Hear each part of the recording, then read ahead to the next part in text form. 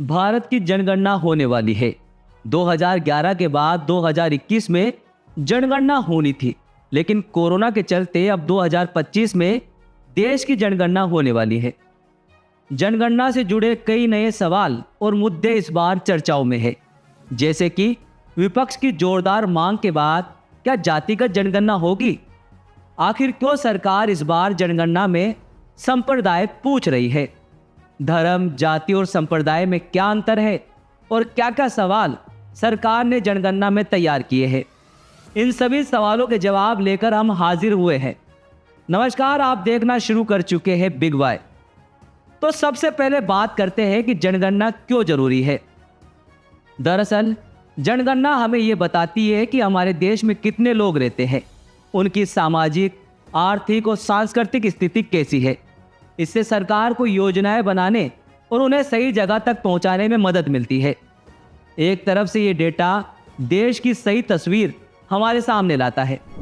अब बात करते हैं 2025 में होने वाली जनगणना की। तो इस बार कई नए बदलाव देखने को मिलेंगे। कोरोना महामारी के चलते 2021 की जनगणना नहीं हो पाई थी और अब इसे 2025 में करने का निर्णय लिया गया है। यही कारण है कि अब जनगणना का चक्र भी बदलने वाला है। 10 साल के हिसाब से देखें तो अब अगली जनगणना 2035, 2045 फिर 2055 इसी क्रम में होगी। अब आते हैं सबसे ज़्यादा चर्चा में रहने वाले मुद्दे पर, और वे है जातिगत जनगणना। देश भर में विपक्षी दलों, खासकर कांग्रेस के नेता राहुल गांधी और अन्य सामाजिक संगठनों की मांग है कि जातिगत जनगणना कराई जाए। उनकी दलील है कि जाति के आधार पर आंकड़े इकट्ठा कर नीतियां बनाने में मदद मिलेगी, जिससे वंचित तबकों को ज्यादा लाभ पहुंचाया जा सकेगा। अब देखना यह है कि सरकार इस मांग को 2025 की जनगणना में शामिल करेगी या नहीं, क्योंकि अभी तक तो इस पर कोई अपडेट आया ही नहीं है। एक और सवाल चर्चा में बना हुआ है कि आखिर संप्रदाय का कॉलम इस बार जनगणना में क्यों जोड़ा गया है। यानी जनगणना में लोगों से पूछा जाएगा कि वे किस संप्रदाय से हैं। संप्रदाय का मतलब होता है कि व्यक्ति किसी विशेष धार्मिक या सांस्कृतिक समूह का अनुयायी है। उदाहरण के लिए हिंदू धर्म में शैव, वैष्णव जैसे संप्रदाय होते हैं और इस्लाम में शिया और सुन्नी जैसे संप्रदाय होते हैं। इस बार संप्रदाय को शामिल करने से सरकार को धार्मिक विविधता को समझने में मदद मिलेगी। अब सवाल आता है कि धर्म, जाति और संप्रदाय में अंतर क्या है। धर्म हमारे आध्यात्मिक विश्वासों का समूह है, जैसे हिंदू, मुस्लिम, ईसाई आदि।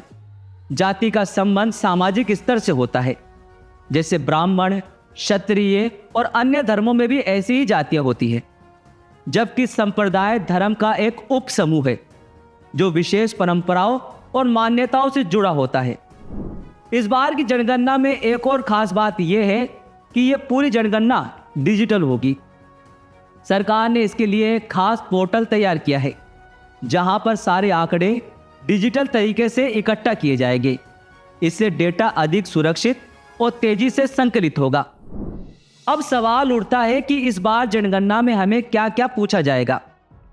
तो हम आपको बता दें कि इस बार जनगणना में कई सवाल जोड़े गए हैं, जैसे कि आपके परिवार का मुखिया कौन है, आपके परिवार में कितने लोग हैं, क्या आपके पास मोबाइल है, इंटरनेट है, वाहन है तो किस प्रकार का है, 2 पहिया वाहन है या 4 पहिया वाहन है, और आपके घर में कितने कमरे हैं। इसी तरह के कई सवाल हैं जो लोगों की सामाजिक और आर्थिक स्थिति को समझने में मदद करेंगे। अब आपको यह भी बता दें कि इस बार जनगणना 2 चरणों में होने वाली है। पहले चरण में घरों, संपत्तियों, पशुधन का आंकड़ा इकट्ठा किया जाएगा। दूसरे चरण में नागरिकों की गिनती की जाएगी। इस बार की जनगणना के लिए प्रशासनिक सीमाओं का भी एक अहम रोल रहेगा। राज्यों को अपने जिलों, मंडलों की सीमाएं तय करने के लिए 31 दिसंबर 2024 तक का समय दिया गया है।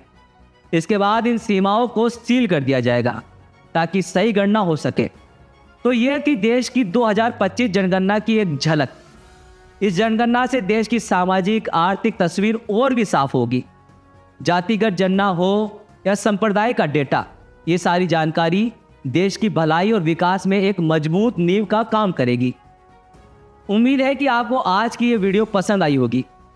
हम आपको ऐसी ही जानकारी देते रहेंगे। बस आप हमें सब्सक्राइब कर लीजिए और देखते रहे बिग वाई। नमस्कार।